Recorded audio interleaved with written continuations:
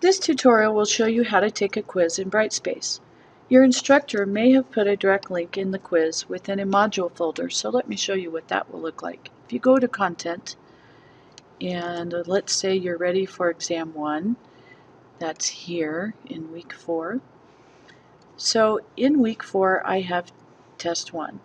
You'll find the link to the test. This will take you directly to this specific exam, and it also tells you the due date and a little bit of information. And you'll see that there's a quiz icon, the little question mark. That also lets you know that there's a test there. Another way to enter the quiz is by going to the quizzes button at the top. And when I click on that link, it will show me all of the exams that are open for me to take right now. And right now I just have this one exam available to me. And it shows that I have not made an attempt yet. So to begin the exam, I'm going to click on the title. And the very first screen will give you a summary. It will tell you if there's a time limit. Here, time allowed is 1 hour and 15 minutes. It tells you that I can only take one attempt and that I have not yet taken or completed an attempt.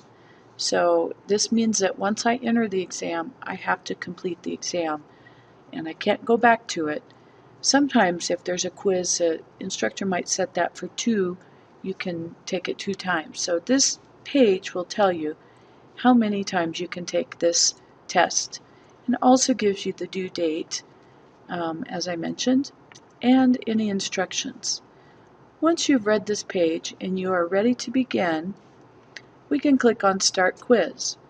Now once we start the quiz, it will also give me a timer that shows me how much time I have left as I go through the exam. So let's enter the quiz and see what it looks like.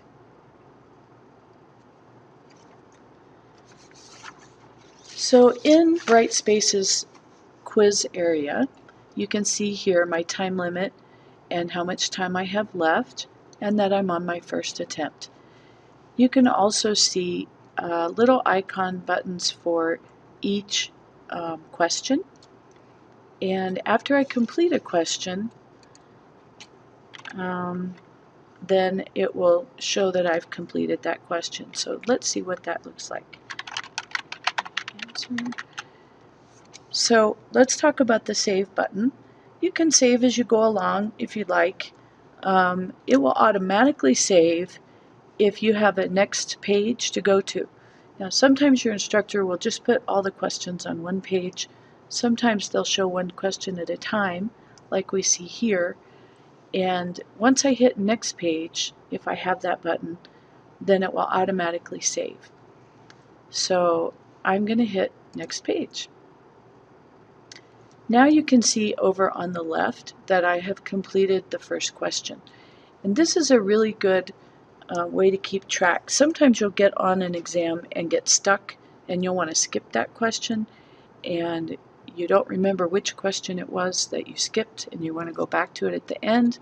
You can easily see through this left side navigation which question you need to go back to in order to answer. So once I have answered all of the questions, I can click on Go to Submit Quiz.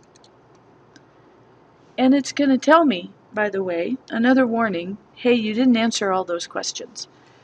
Well, for this demonstration, we'll go ahead and ignore that, but that's a great warning for you if you forgot to answer a question.